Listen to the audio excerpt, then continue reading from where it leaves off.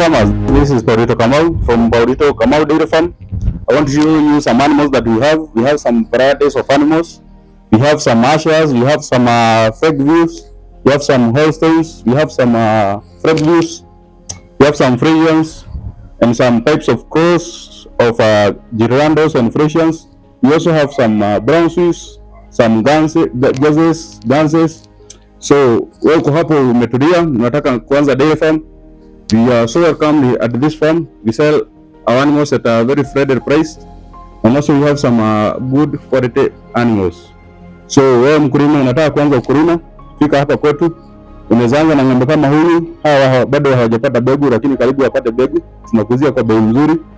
Ukipata huyu unajilea nayo, una serve, alafu unapata mimba kidogo kidogo tu, unacheza na chakula, unawafidi vizuri. Ng'ombe wako unapata ng'ombe unakamua. So unafika hapa, tunakuguide venye unaishi ng'ombe.